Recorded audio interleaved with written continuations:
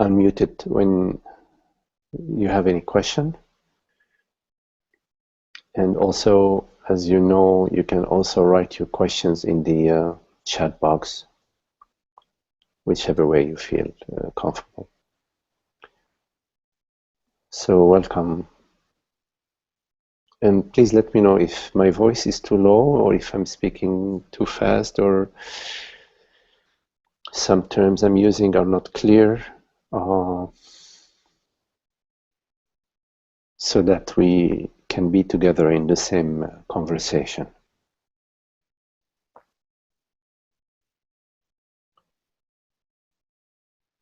So welcome to you all. It's very lovely to be with you. Really, we never leave ourselves. We're always in presence. And when we come together this way, we're coming together to celebrate presence, to celebrate this magnificent mystery.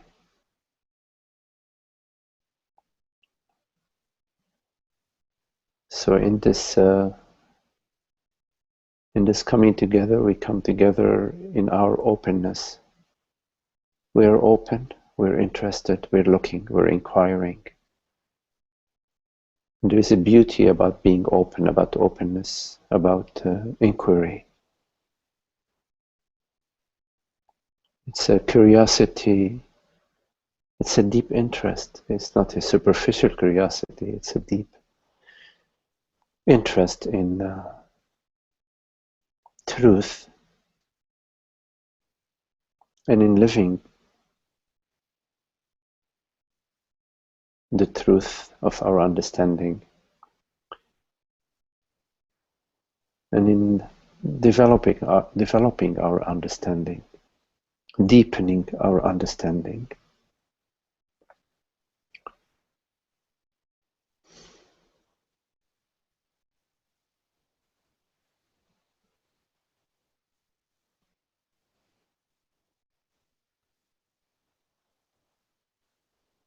And also in coming together, we come to ourself, our true self. We come to peace, the inner tranquility of being, the sweetness of being, the magnificence of being, the tenderness of being, the love, the beauty.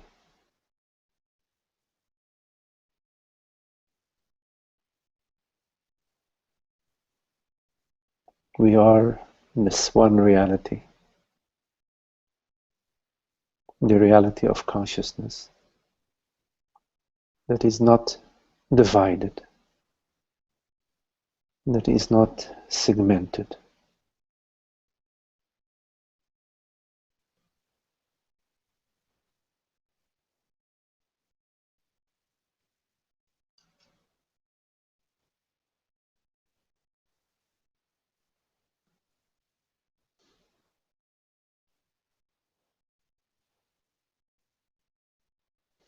When the mind is at peace,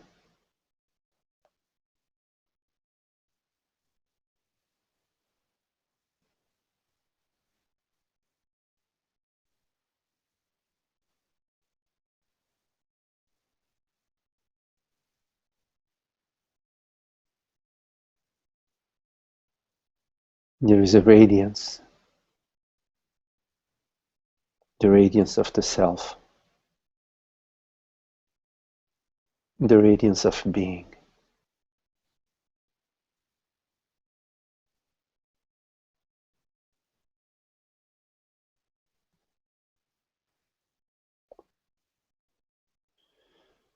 This is what we truly celebrate. This is what we love.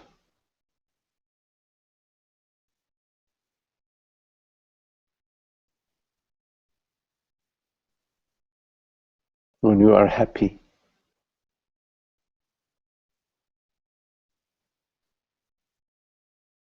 There is no segmentation. The impressions of separation are not there.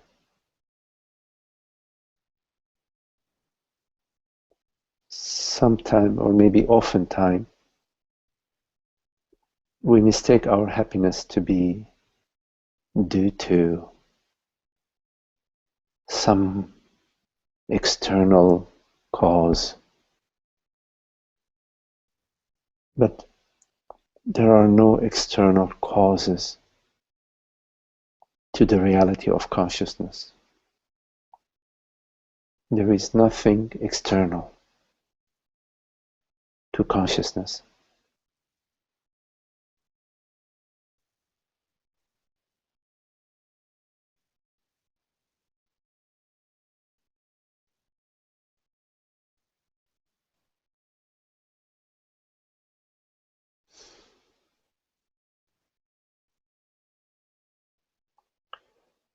Whichever way you spin it, you're bound to come to this contemplation sooner or later.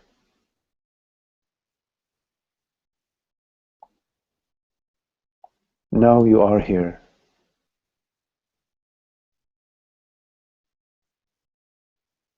Somehow the stars are lined up for you. So you are here in this presence. The presence that does not belong to anyone. It's everyone's presence.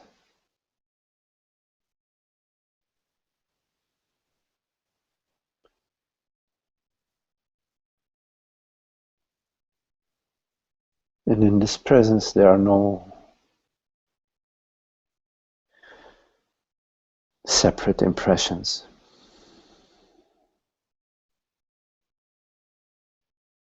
So now you are here in this space of not knowing,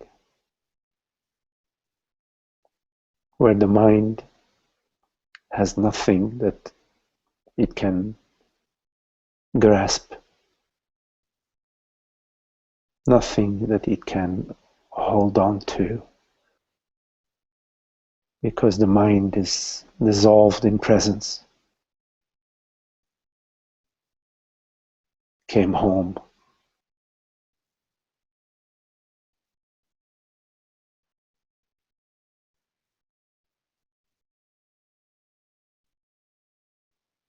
Everything that appears to you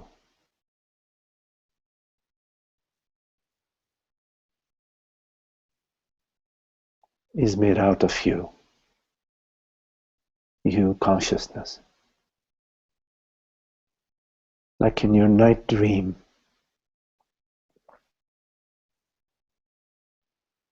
all your dream impressions are made out of you, the dreamer. There is no external reality to the reality of consciousness. It's all consciousness, the absolute.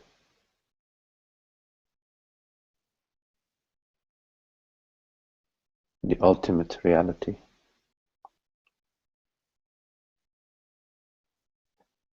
And this reality,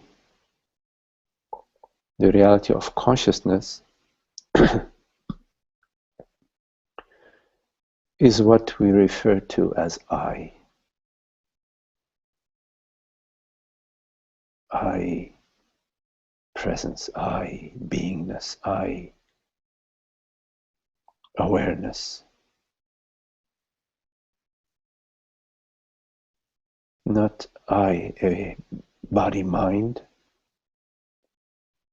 not I, a female, or I, a male. Not I that is born, or I that is aging, but I, eternal presence, that knows no beginning and thus no end.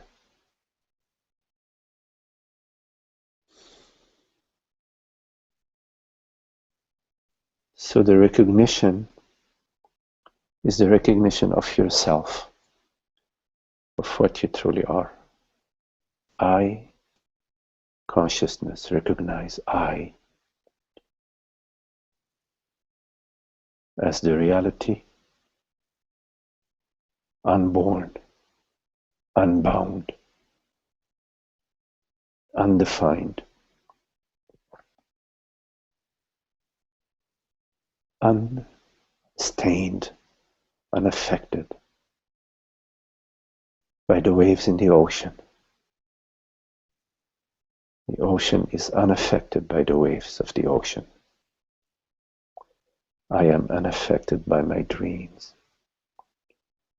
And in the recognition that I am unaffected by my dreams, I recognize myself as the truth, as the reality. The dreams, all dreams, that is beyond what it dreams. In my night dreams, I dream that I'm swimming in a lake. I wake up completely dry. I recognize myself as that, the reality, the truth, the absolute, the awareness that does not get affected by its creation. Everything that you know, everything that I know, everything that appears to I awareness, I consciousness, and is known via I. It is I consciousness that perceives, that conceives and perceives, that conceives, creates and perceives simultaneously. Conceiving, creating and perceiving out of myself.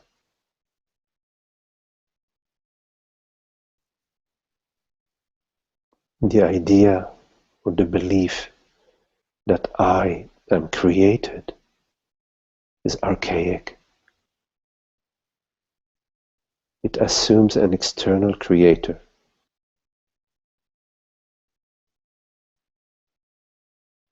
In the complete absence of evidence of any externality or any external creation. It is a belief structure that I am created.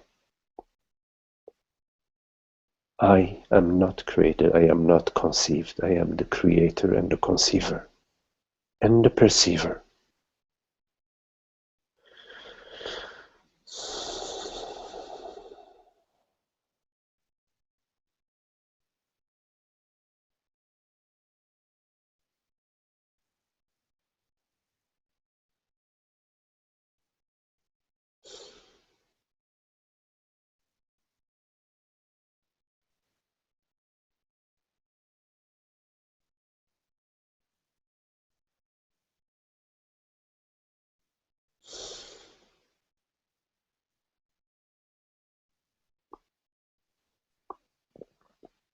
The spiritual journey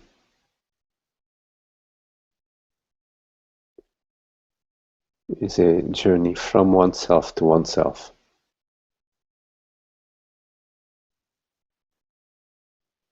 We recognize the I recognize myself. The self recognizes itself. And out of habit, there is a forgetfulness, but then a recollection. It's best to focus on the recollection and not on the forgetfulness. Recollect yourself. Recognize yourself over and over in this moment. that I am that.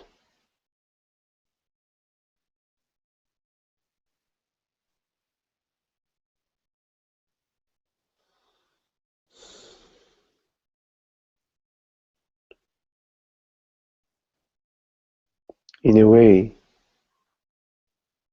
the teacher-student relationship is like singing to the choir. Is that the expression? Singing to the choir? Because you are the self. You are I am I. I am you, you are I. This one reality, this one consciousness. Every word that is spoken from the truth you recognize. It echoes within you because you are that reality. The recognition is the recognition of oneself. You're recognizing yourself as a so-called teacher or other is speaking. But the recognition is of oneself, within oneself, as oneself, not the recognition of something outside of you. You recognize yourself as that, as consciousness, as the reality that perceives this perception right now. Remain with that recognition.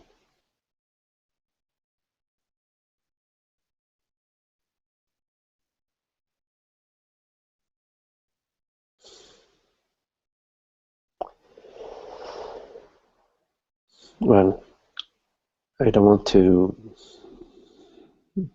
do lots of speeches about non-duality.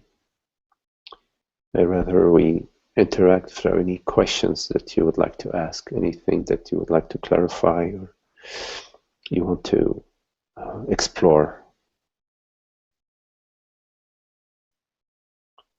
We can explore them together now.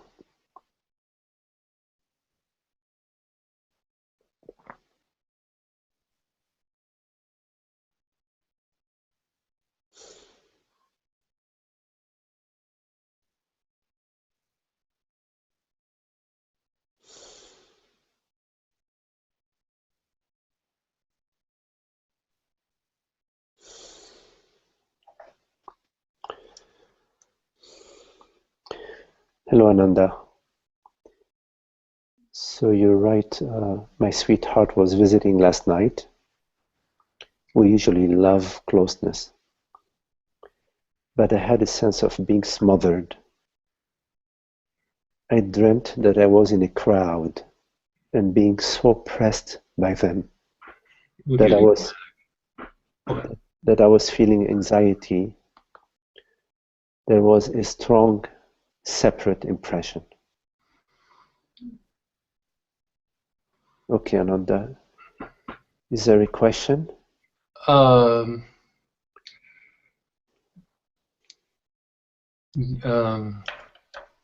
That's a very good question. I was so struck by the sense of a problem and a separateness and anxiousness that we had to talk for quite a while to come to back to a center, you know, and a recognition that all's well, kind of. Mm-hmm. And it's clear that if I apply what you said in your opening statement, this is like the whole issue is invalidated. The issues are always subside into basically nothing with the contemplation that you're recommending. So I guess my question is about in social interaction generally, how to maintain the clarity. It's the clarity of I'm not sure what to call it. All's well, or there's only one thing ever going on. Yeah, just a clarity. Mm-hmm. Yeah. So first, it's really nice that you are with a partner with whom you can explore whatever is arising for you, that there is this space of exploration together, which is really, really beautiful. And also, it's very lovely that that you take the courage to put it out, to express, to what's happening, without sweeping it under the rug or trying to maintain a certain facade. That's very beautiful. Mm. And Thank you. It's really the way to be living, this contemplation is to be, whenever you're in a relationship, and it's possible that there is this sort of space to explore it. In a relationship, it's very beautiful, because you can be like a mirror to each other, and you can hear yourself, as you're speaking, as you're saying it, and as you're looking at what's happening.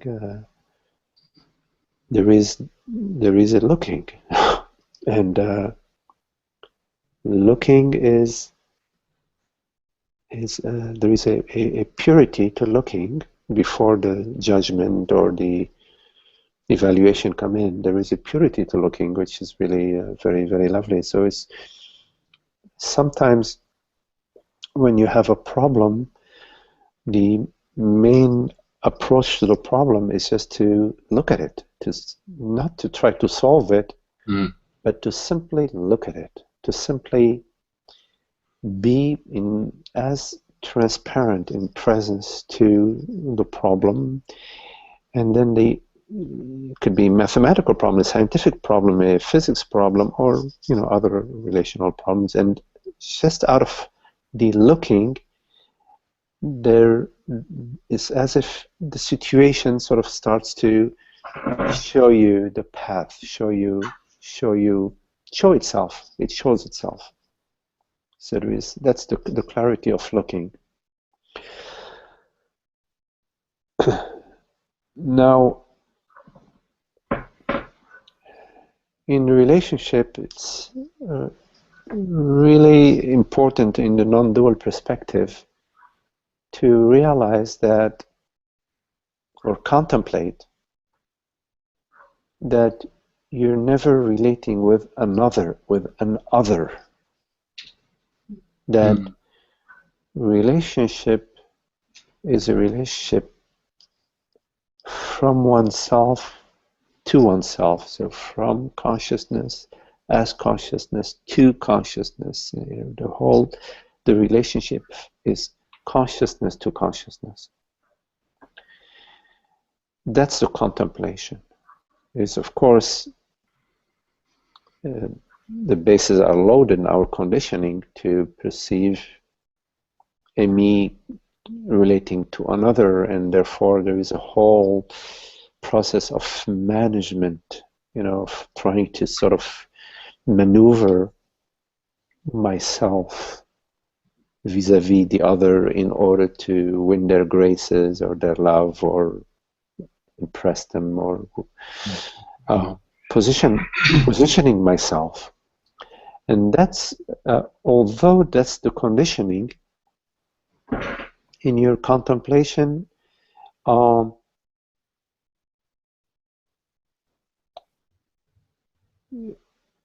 it will become clear to you that that way of relating is not a happy way. It's not happy. There is a too much trying to. It's not peaceful. It's not tranquil. It's not genuine. It's not true. It's not real. It's like you're wearing a mask. This mask and then that mask, and like a kabuki play of switching masks, and it doesn't work. It'll take you a while, maybe not. Maybe you've already realized that it doesn't work that way. That the best way to explore relationship is to contemplate that what I am and what the other is, so-called other is just pure presence. It's just pure intelligence, pure awareness, pure consciousness. And also it's important in your relationships to discern, which you seem to be expressing, those vibrations that are off. You know, sometimes you sort of, something feels off, and to sort of at that moment be genuine. You know, be sincere, be simple, be honest, be innocent in your recognition of what's happening within you, and in your exploring it, not necessarily always sharing it, but exploring it, whichever way resonates for you. You know, sometimes it is that it's possible to share it and look at it with a friend, or one can be looking at it within one's own space. What's going on here? What is this? I would suggest that invariably you might find that there was some sort of trigger, maybe in the space, in the relationship, in the conversation, or just could be just out of old habits, that made you refer back to yourself as a person, as a me, as Ananda, as a man, as, you know, a father, as a friend, as a lover, as a son, whatever. And at that moment of referencing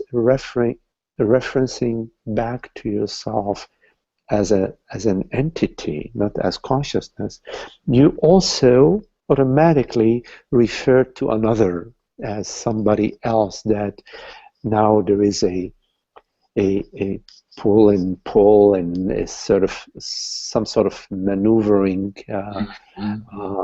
attempting to please or dominate or control or win graces, whatever. And as you're recognizing yourself, your recognition of yourself is deepening. Recognition of yourself as consciousness, as awareness is deepening. You will find a more and more of an increasing intolerance for being this imaginary mortal character. You will just find it that it's really unpleasant and annoying, and so it will draw your attention, and you will find that it's more pleasant, more peaceful to not entertain this quality. Also, sometimes, you know, you pick up vibrations from the space that do not belong to you.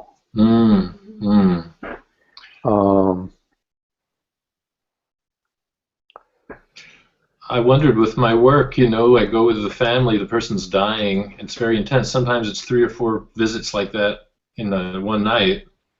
And then my sweetheart comes over and I'm not well rested.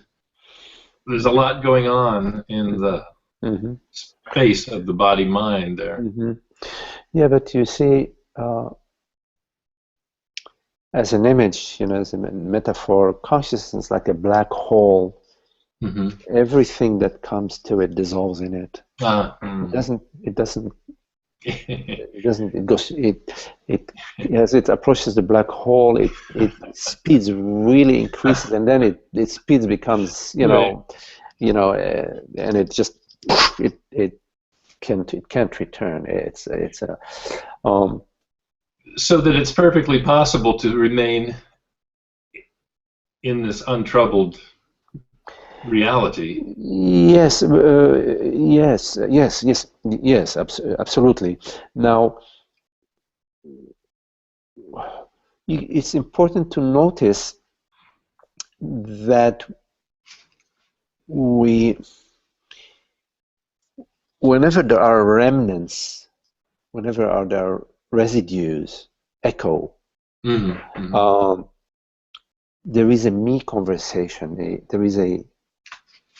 There is an identification with the body. Now, of course, the body could be tired, could need rest, and so on, but that does not necessitate an identification with the body. That simply necessitates a recognition of the state of the body, and of course, giving the body whatever the body may need at that time, if possible, if it's possible to give the body some healthy food or rest or nice drink and lying down, whatever you give it to the body as the manager of the body. Yes. You do your best with it, but that does not mean that you, if the body is tired, that you are tired.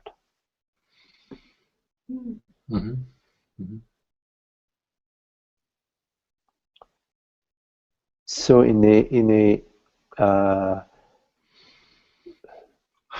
nothing happens to you. Everything that happens out of you. It arises as a dream events arise to you. Nothing happens to you. So when you are at work, nothing is happening to you. When you're walking, when your work is done and the body's now getting home, nothing is happening to you. When you meet your sweetheart, nothing is happening to you.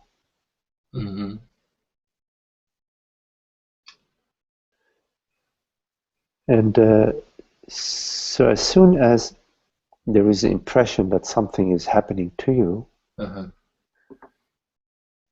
you're in trouble. Well, sometimes it's so, I'm so in the positive mode, and I think that maybe that's part of the problem. I'll be, sweetheart and me, Sunny and me, will be saying, this is so wonderful, we're so, just being together is healing, it's relaxing, it's wonderful, and that's basically, we're celebrating that all the time. Beautiful. And yet I'm saying something's happening to me. I'm being healed, I'm being bathed in love, I'm feeling better and better. It's not a healing, it's a celebration. When you are with Sunny and you're happy and you're both sharing the happiness, you're saying yes to love, yes to happiness, yes to beauty, yes to tenderness, yes to, you're saying yes, you're saying, oh, how beautiful, just yes to universal joy. It feels like a healing of years, and decades, and childhood of... What? No. No. That's buying into the... If you want to do the healing thing, no, I don't want to. You'll have an endless, because you know how healing works. First you heal the big things, then you're healing the second layers, then the third layer and your fourth layer. When you're at the 500,000 layers, you notice, I think there are 250,000 more. And by that time you're about to croak. True. No, it's all healed in presence. Say again? It is all healed in presence. Yes. By the way, my sound is not muffled or echoing? No, I hear you very well. No echo, no. Great. It's great. I have my system. Oh, wonderful. It works fine. So in presence, there is no past and future. It's not a story. It's not a continuing story of me, bum, in the past. Now I'm arriving to present and that the future. No, it's not like that. Presence is the eternity. Yeah? So it's eternity. Past, future, present, all dissolve in presence. Everything is dissolved in presence. Arises out of presence, perceived out of, conceived out of presence, arising out of presence, perceived out of presence, dissolves in presence. So it's conceived, created, perceived, and dissolved in presence. So it's the creation, the maintenance, the destruction, the perceiving, the veiling, the unveiling, the destruction. It's all in presence.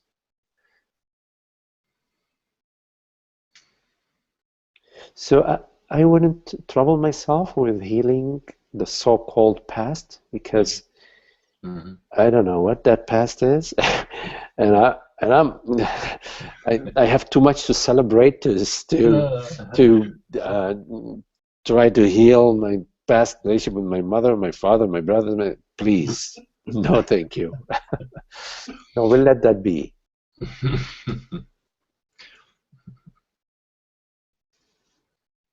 And that is not sweeping a problem under the rug.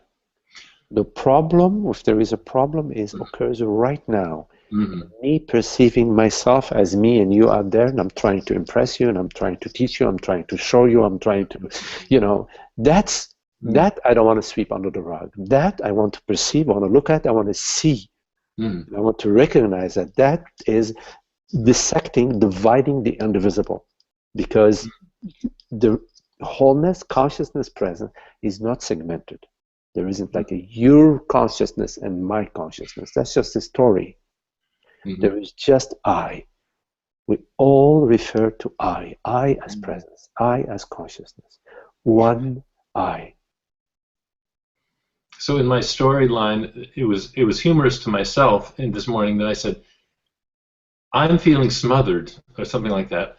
And 99% of the time, I feel delighted that you're so close. I feel delighted that you're here. And now I'm being annoyed and critical of the very thing that I love. Yes. And it seems like that's how disharmony always is, somehow. Yeah, sometimes the body feels like being quiet, resting, maybe like whatever, just sitting, reading a book, being quiet. The body, mind, and then your sweetheart walks into the room and she wants to be with you. Yes. And so you can ask yourself, just out of interest, from yourself to yourself, you ask yourself, why not? Why not be here? Why? It's my sweetheart comes in and wants to, whatever. She wants to talk to me about something, or sit in my lap, or kiss me, whatever. And I'm busy with this. And so you can ask yourself, ask myself, to myself, why not? Is it possible to be present? It's okay. To be completely transparent. Completely. There is an available. I'm not saying that this is how it has to be, but it's an exploration. It's a personal contemplation. Right. Is it possible to be as presence is, as consciousness is, borderless?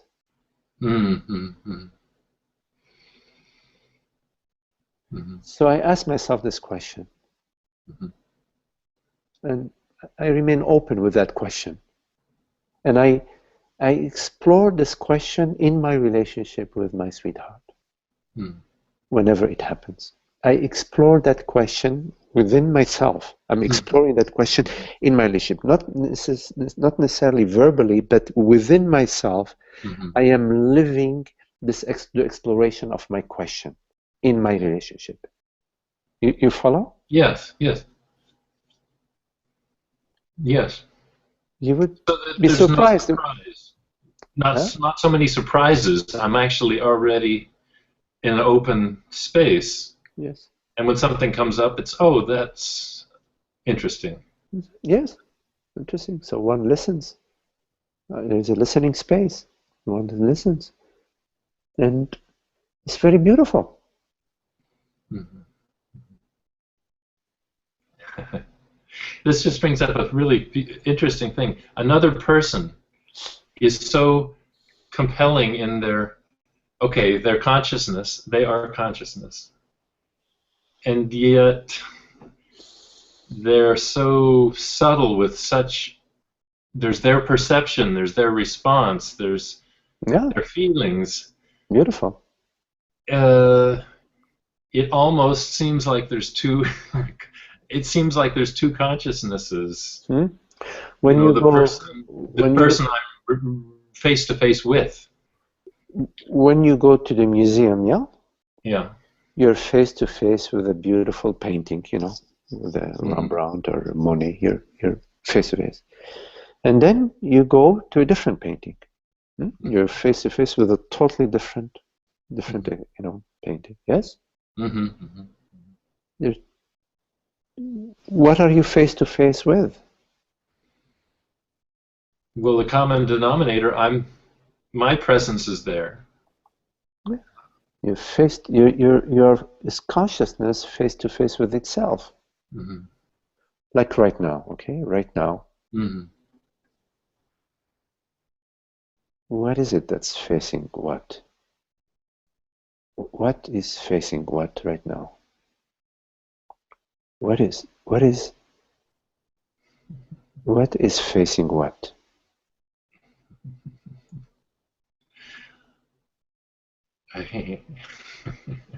I would call it delight. Okay, okay, fine. Mm-hmm. Where is that delight? What is that delight? Where is it? What?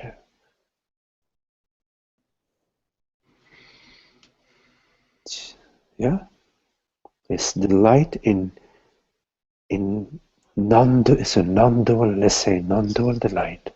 Mm-hmm. When you look at what is facing what right now, Mm-hmm. you're coming directly to consciousness, the delight of consciousness. Mm-hmm. So in being with different, quote unquote, different people, Yes.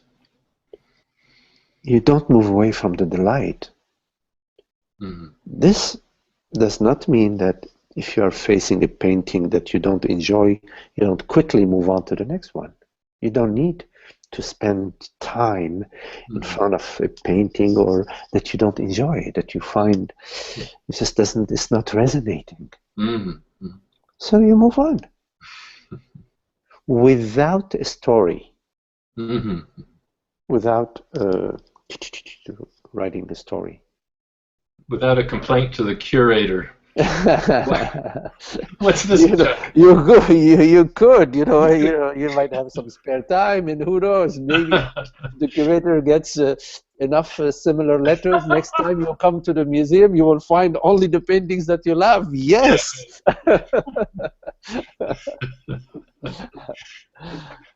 Without complaining right here, complaining. Yeah, not Yeah, complaining. with that, yeah, you could of course write a suggestive letter to the curator. Why not? You never know. They're very sensitive people too. Don't forget they will take it to heart. Oh, They're sensitive people, that's right. yes, it's, They're oh, artists by nature. yes, absolutely.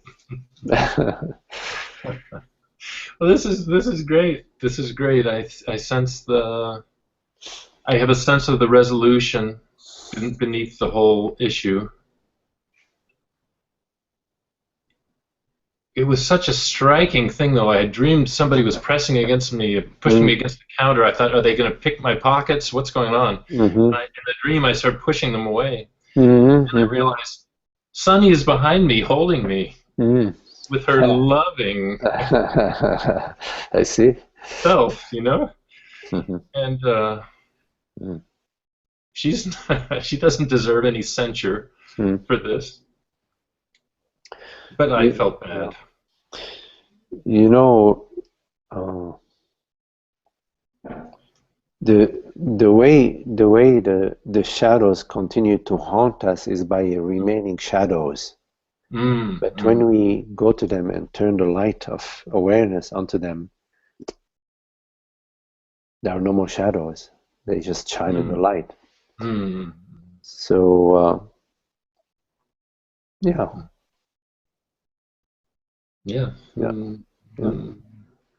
Maybe, and I'm open to next time a lion is chasing me in the dream that I understand. Rather than be caught in it, huh? Right. Well, it's nice when the lion devours you. Ah. And there's no more cagey me. Nice talking to you, Ananda. Thank you. Thank you for your lovely questions.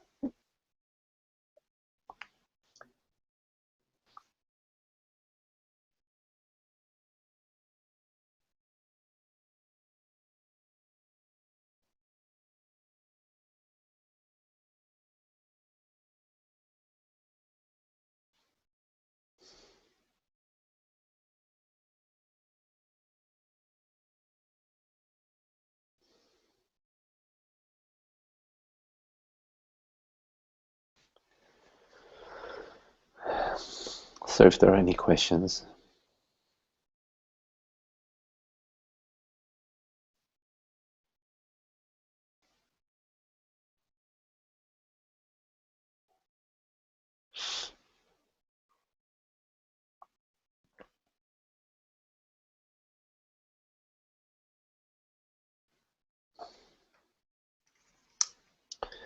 Hello, Mary. Question, what do you mean that we do not create ourselves?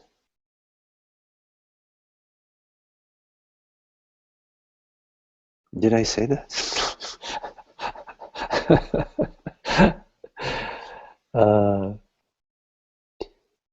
We do not create ourselves.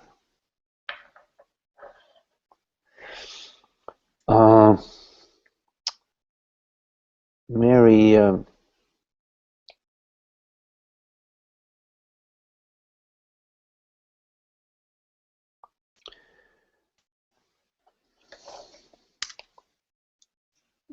I meant, what did you say about creation?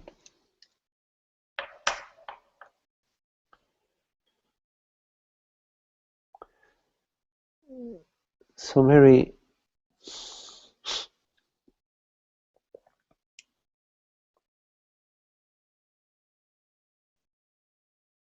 there is only one self.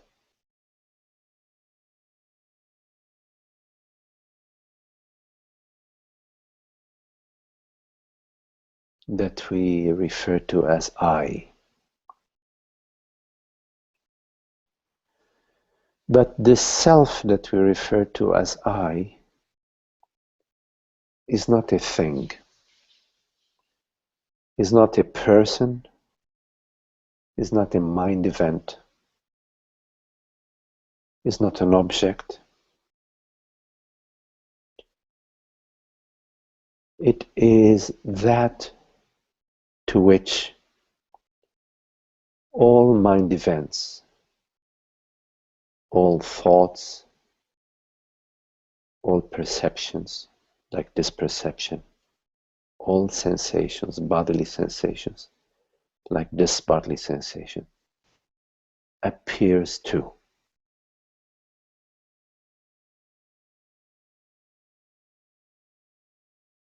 It's like the screen and the images that are projected on the screen.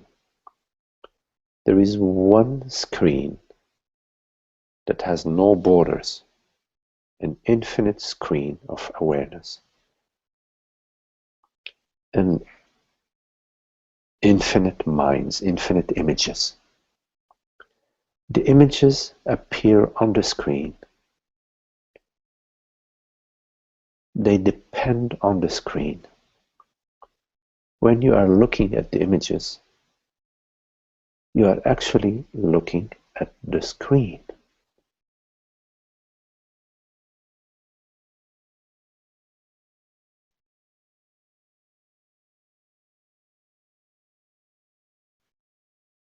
And what is looking is the screen itself.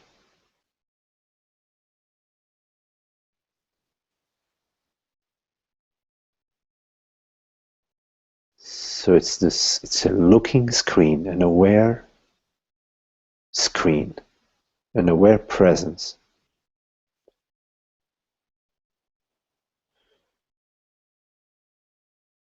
that perceives images that are made out of itself.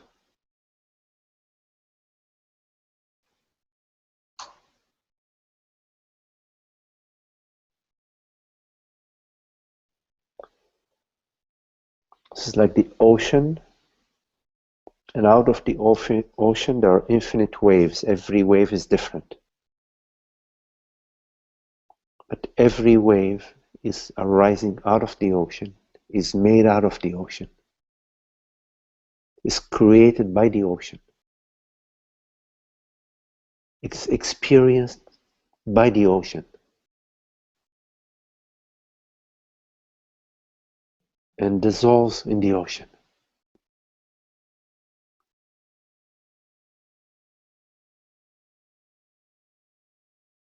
So consciousness, like the ocean metaphor,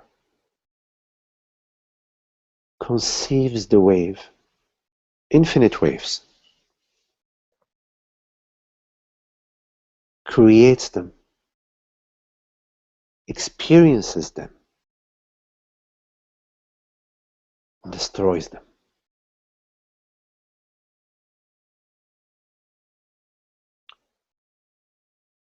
So creation is one of the aspects of consciousness.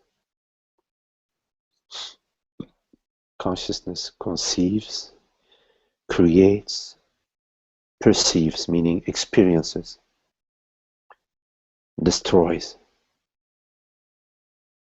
It also veils.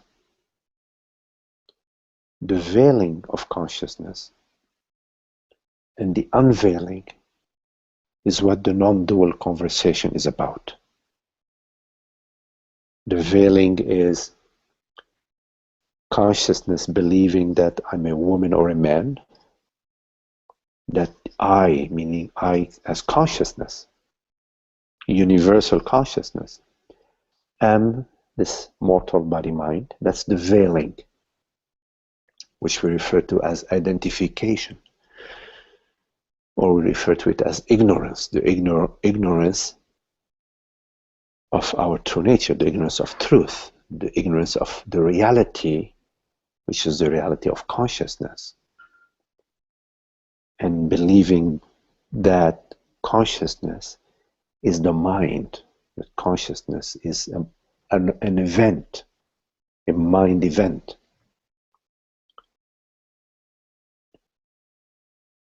That's the veiling.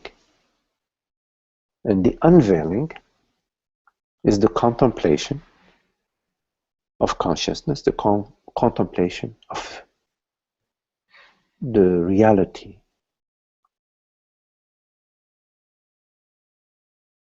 the contemplation of truth, the inquiry into what is real, what is the significance of this, what is it that gives significance to this experience, which brings us to consciousness.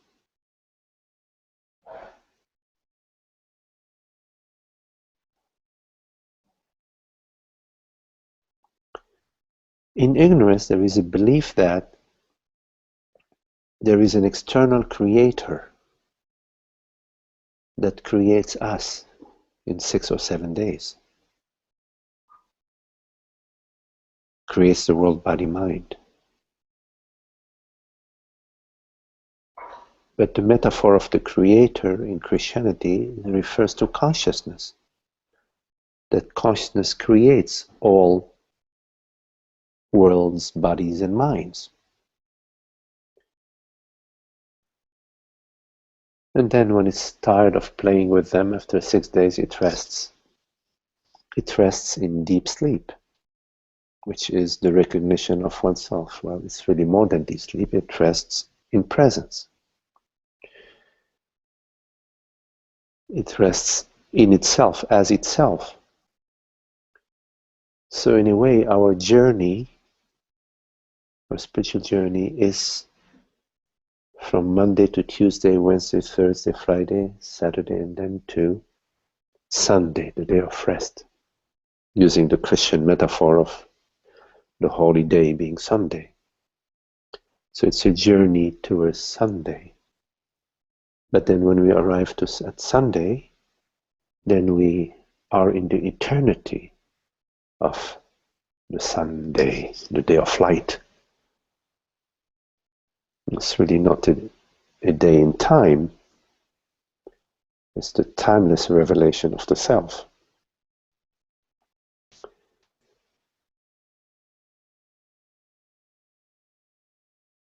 But in every moment, Mary, you as consciousness are creating all minds and all thoughts and all perceptions and all sensations. And you are experiencing them. You're experiencing them across all bodies and all minds.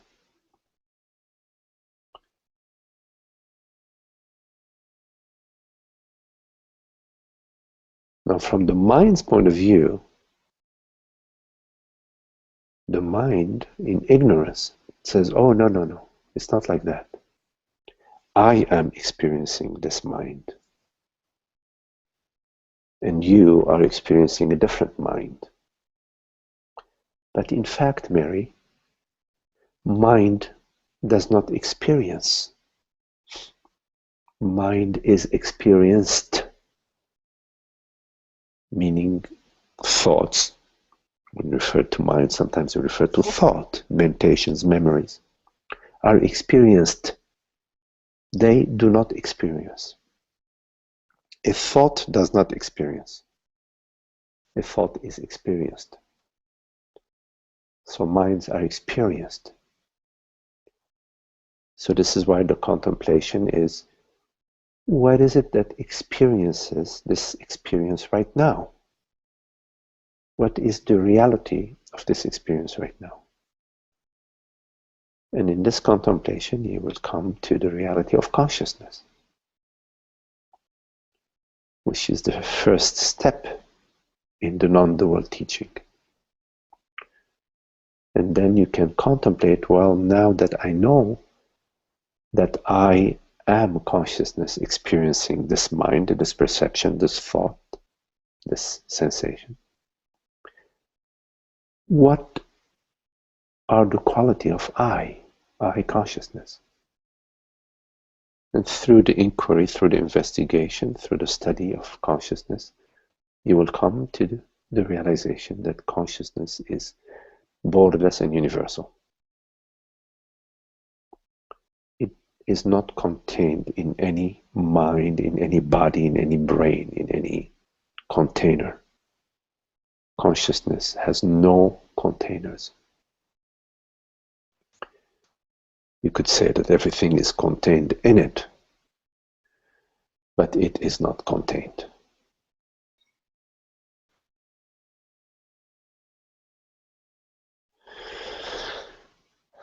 I hope this addresses a little bit your question. Okay, you're right. Mary writes, does this teaching believe that God created us? It depends what you mean by God and by us. You see, if you believe that God is an external creator that creates me as consciousness, the I as consciousness, then that is not correct. because nothing creates consciousness. Consciousness creates, meaning it is consciousness that experiences everything, and everything that consciousness experiences, its substance is consciousness itself. Right now you experience this perception, but you're actually experiencing yourself, your perception. Ask yourself, where is my perception?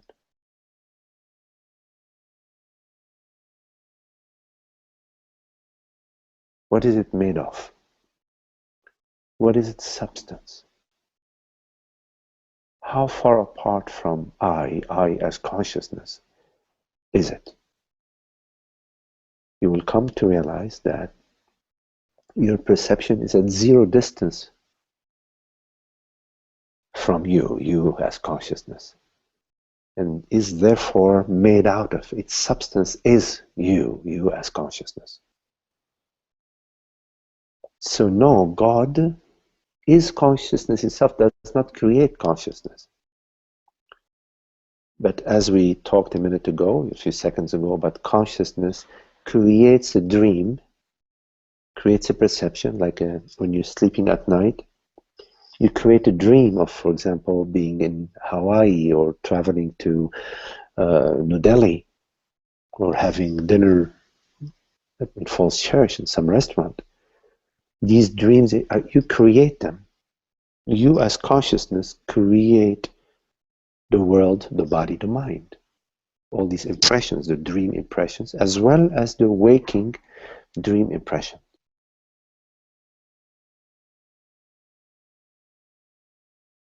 So you could refer as this right now, this experience right now, as a dream, a waking dream that consciousness is creating and experiencing. Consciousness, when I say consciousness in religious terms, consciousness means God, refers to God. Sometimes I use the word God, but by God I mean consciousness.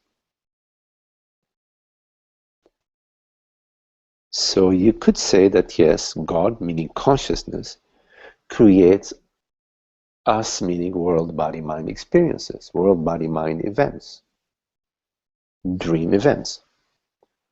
But it's important to understand that I am not created. You could say I create, but I am not created. For example, at night you may dream of a pink flying elephant. You create the pink flying elephant, but the pink flying elephant does not create you, the dreamer. It actually cannot create anything. It is created. It is perceived. What is perceived does not perceive.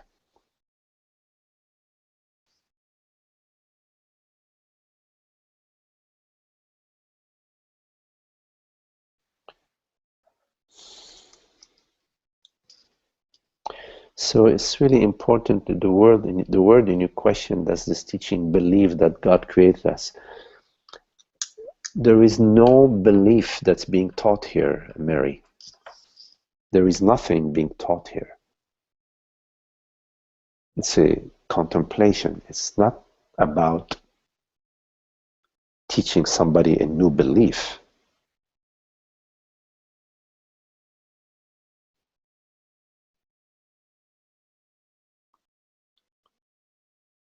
There is no interest in teaching any beliefs here or teaching anything. It's simply looking, contemplating, inquiring. And if something resonates, it resonates.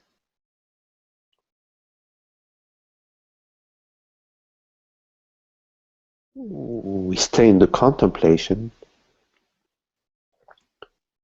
as long as there is an interest in the contemplation. It's very important that there is an interest in the contemplation. And it's definitely not about a new belief. Okay, Mary, I hope this answers your question, but please feel free to follow up if you feel the need to. Hello, Isaac. Hello, Isaac. Hello, Mighty. Hello. So, Isaac, you're right. What about the so-called comfort zone in life? I feel like constructing it more and more.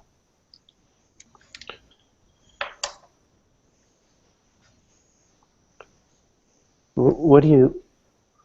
Can you tell me some more, Isaac, about the comfort zone for you? What?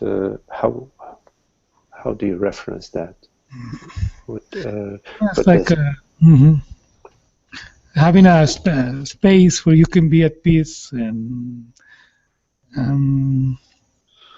avoid violence, you know. Mm-hmm. And something is relating to material to protect your things and your place, you know. Mm-hmm. Well, you know, Isaac, if you're looking for a place of peace and happiness and well-being, and at the same time protecting your home and your things, these are two contradictory forces, two contradictory directions. One direction, which is being interested in place of peace, of tranquility, of well-being, of all is well, is an interest in openness, in relaxation, in tranquility, in laying back, and the other, an interest in protecting your things and your home and your belongings and your valuables. That is more a guarded, a protected, a calculating, a concerned sort of direction. And these two directions, they don't go in the same, they don't flow in the same direction. Maybe one flows upstream, one flows downstream. But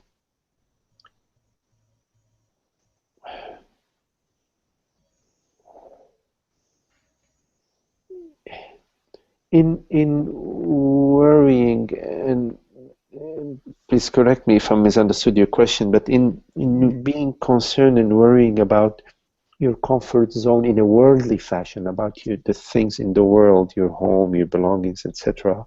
Yeah, with people, in relation with people too, no? Like.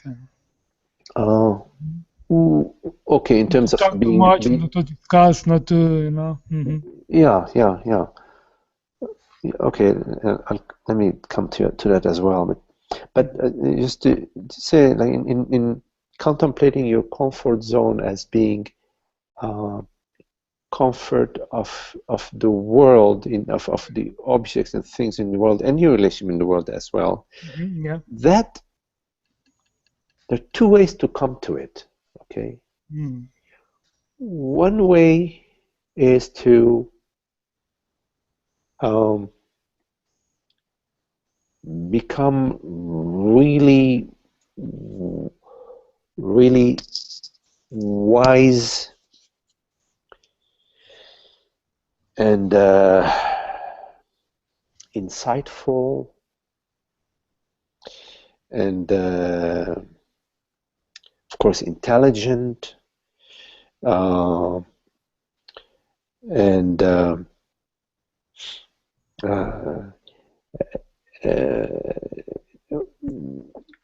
managing your space, your world. And so you can focus on the world, and you study the world, you study people, behavioral sciences, you study motivational theories, you study how to communication skills, etc., etc., etc. And and you might have some improvements in your world.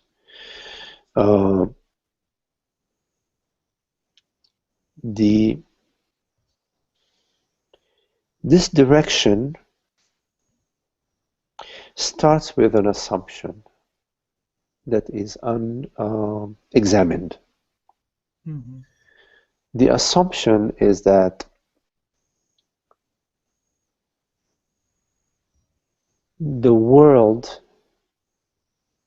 is external to me, and the world body mind is external to me, and I can, by developing certain skills, I can have a good relationship or a better relationship, improve my relationship with the world, with the external world body mind. Mm-hmm. And to a certain degree, there is some truth in that you can improve your relationship with the external world body mind by developing certain skills. Mm-hmm. But that is the arduous way to proceed. Mm-hmm. You will need to invest a lot of energy, a lot of time and labor, and to develop the skills to improve your relationship with the world body mind that is constantly changing, by the way, that is constantly shifting on you. You could be work hard on trying to improve your relationship with people that you work with, for example, and have some improvement, and experience some improvement, only to find your whole improvement wiped clean when something changes in their lives. For example, their wife or their husband leaves them, or something happens to their children, or something happens to their personal fortune, and all the work and effort that you have done might find itself, possibly wasted. Now, this assumption that there is an external world, is an assumption that is unexamined. There is a way of improving your relationship and you're expanding your comfort zone in the world, body, mind, with people, with work, with your life and so on. But it is an indirect benefit. It's a side benefit of a larger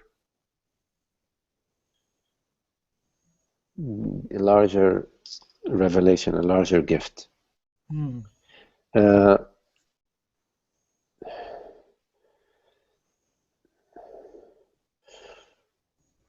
You have to contemplate the source rather than contemplating the world body mind and how can I improve my relationship with the world body mind.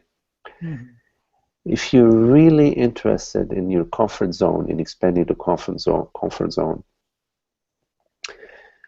you need to simultaneously, let's say, as you're at the same time trying to work on your relationships and at work and friends and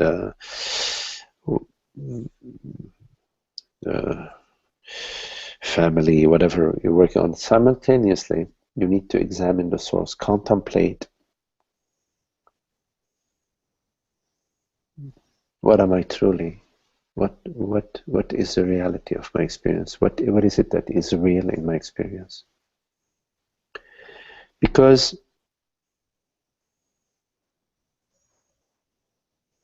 once you come to the revelation of the reality, of your reality, you come upon the reality of the world body mind. Because what you are is not separate from the universe. Your world, your body, your mind are all interconnected with the other the stars, the oceans, the sky, the other bodies. We breathe the same space. So when you contemplating what is my reality, what is it that is real, you are actually contemplating simultaneously what is the world, what is the reality of the world, body, mind. And it makes sense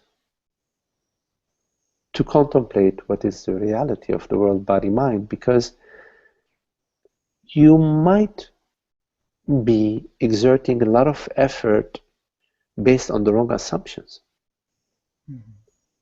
And that would be a shame, to be spending all your energy in a direction where maybe the assumptions that you're starting with are off.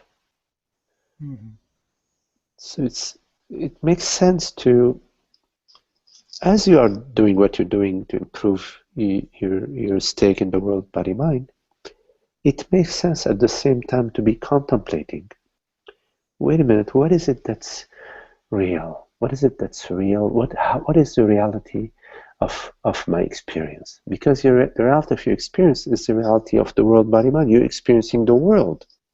Okay, when you're experiencing the world, so the reality of your experience and the reality of the world are interconnected. You see? Yeah.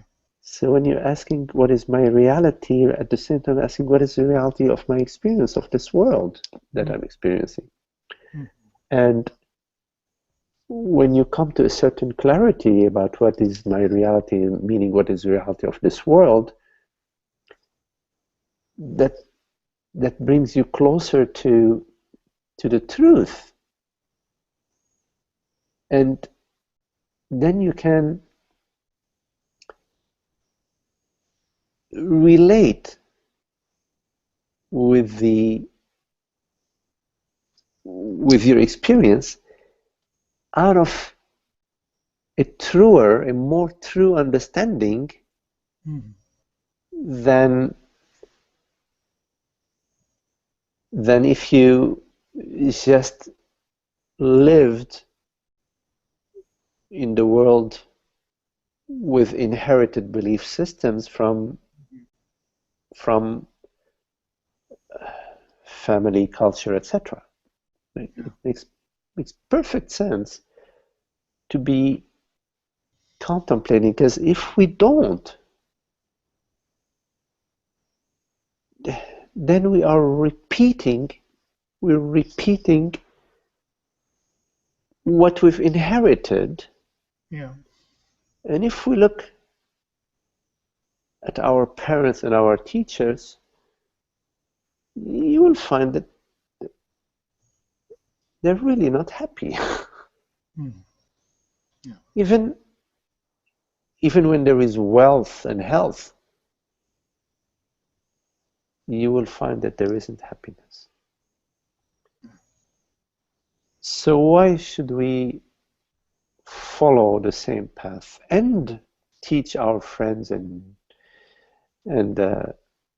family, children, if we have any, teach them the same, what we've inherited? It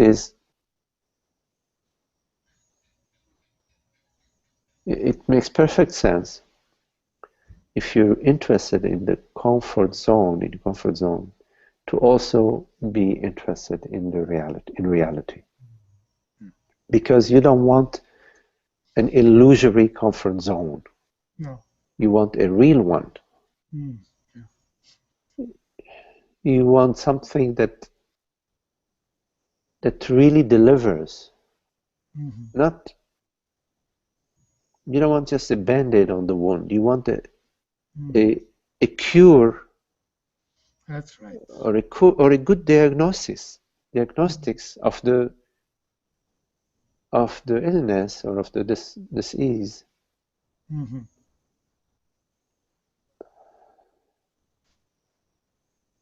And you don't want to keep on going from comfort zone to comfort zone to comfort zone. It keeps changing and shifting on you. It can get to be exhausting after a while, you know? Yeah, it is. Yeah. Yeah. Yeah, it's like, yeah. So the contemplation of truth will lead you to the comfort zone because it's going to lead you to reality.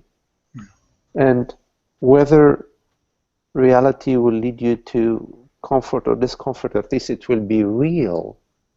Yeah. And it won't be like some illusion. And when you contemplate the reality of consciousness, well, the reality, you come to consciousness, and you will find that that consciousness is sweet and it's peaceful, and there is a quality of well-being in as you get closer and closer to consciousness. You will find yourself more and more at peace. And in a way, comfort zone and peace are interconnected. What's the point of having all sorts of wealth and health and at the same time you're not at peace? That makes no sense. No. That's right.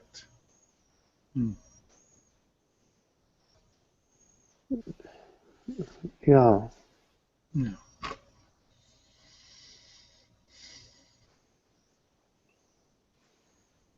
So like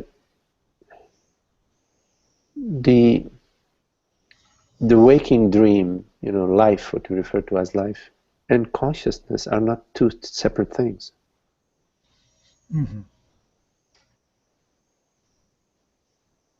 There is no way to have a world, body, mind without consciousness. The reality of the world, body, mind is consciousness. Without consciousness, there is nothing. So, as you, the illusion that you're a mortal body, mind starts to disintegrate and dissolve in the reality of consciousness, then consciousness becomes more and more sort of celebrating its wholeness. And the celebratory quality of consciousness, because the dream is made out of it, the dream itself becomes celebratory. Yeah, I see. You will find you're more and more, you find yourself more and more in company of loving people, of people who are respectful, who are contemplating truth, who are being genuine, who are inquiring into what is, you know, what is honorable way of living. You will find yourself more and more drawn towards beauty in the world, and beauty in the arts, and beauty in the expression. And you will find yourself more and more drawn towards people who have a certain peaceful quality to them, a certain stability, certain quality to them that that's very sweet. Yeah. And your dream will shift slowly. Will shift, but surely it will shift in that it will become sweeter and sweeter. And the desirous mind, the mind that's constantly complaining and looking at what more, that becomes quieter and quieter, and the body becomes more and more transparent and peaceful and content.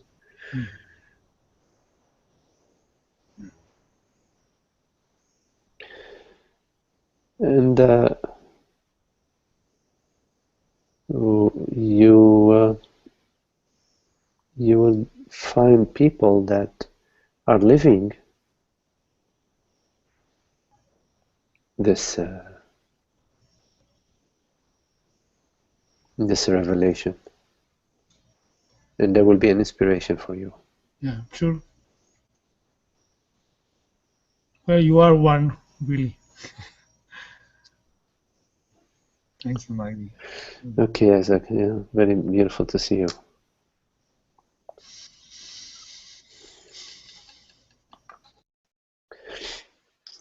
Oh, there is a question that was sent to me. I'd like to read it, and I think I had gone over it before, but somehow it fell through the cracks. But I'm going to go over it again. So the question is, I would love to hear about the devotion to one teacher as opposed to having many teachers. I have heard it is good to stick to one teacher in order to dare to make the leap into the unknown whenever that moment arises. Now it is like their message is everywhere, as near as a click. Sometimes I feel like I'm in a supermarket of teachers. I am loving them all, but superficially, since it is not possible to go deep with each of them. I come from the old school when we fell in love with the teacher in our longing and love for truth, which would explode in stronger confidence, motivation, and determination.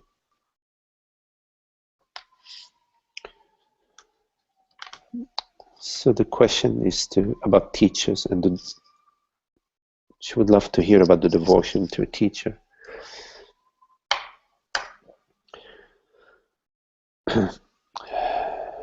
Well, the true teacher is the truth, the self, reality, consciousness is the true teacher. And I am that. Not I as a person, but I as consciousness, the universal I, not I Magdi or I Mary or I Jim or I Joe. The I am, the I, the self, is the true teacher. So the guru is the self, the guru is consciousness.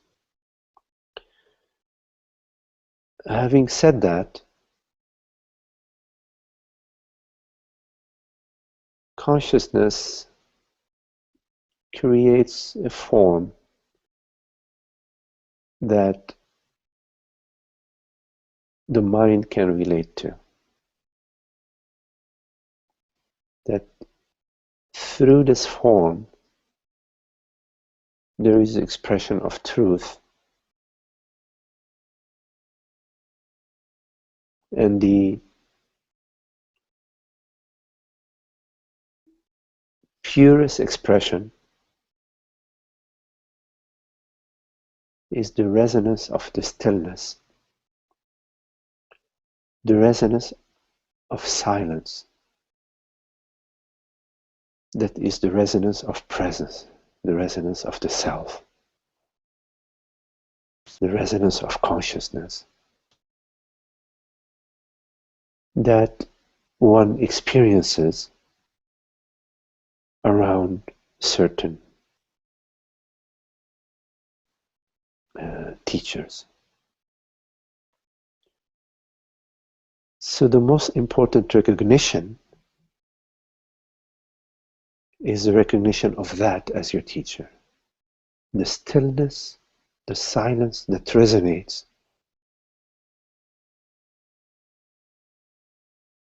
in the presence of the teacher and through the expression of the teacher.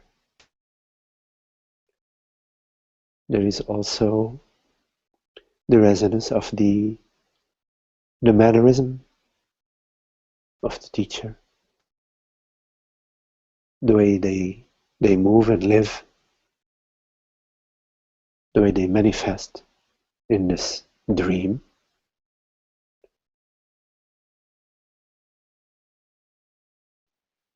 Because everything that they do resonates in non-doing, resonates the true expression that is behind the doing. which is a non-doing, an absence that is expressed in presence.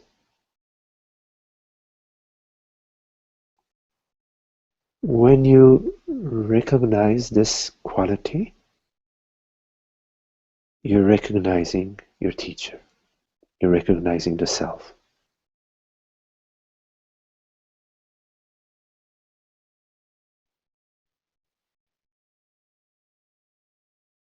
And at that moment, your search is over. You can contemplate the teaching.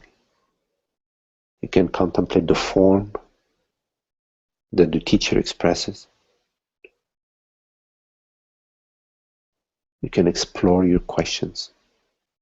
And you can bathe in the presence. They're all aspects of the teaching.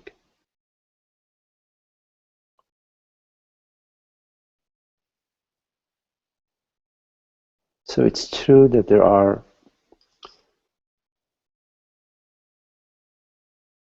via the media today all sorts of teachers and teaching.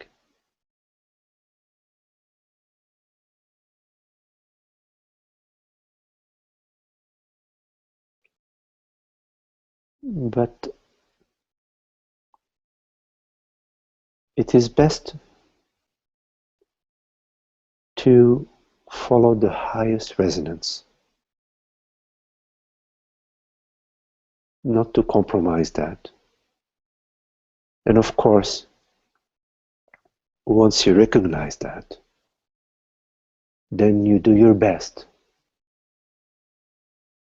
to live your passion for truth by contemplating the teaching with your teacher.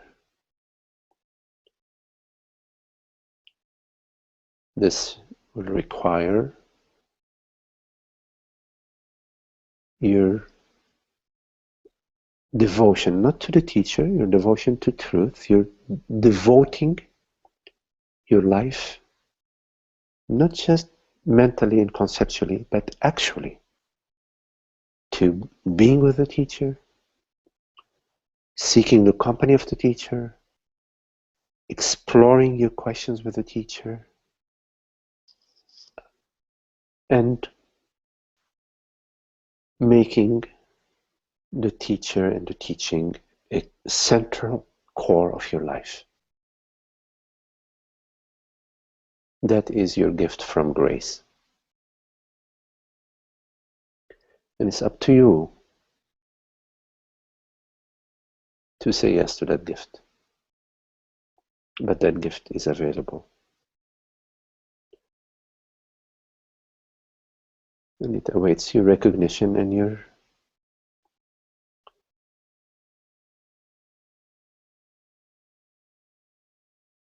participation.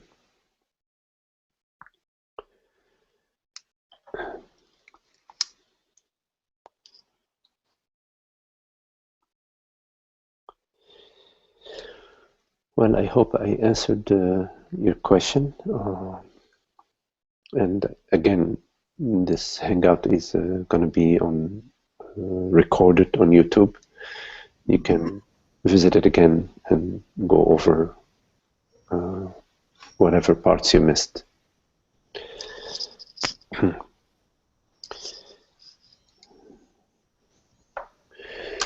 Okay, are there any other questions?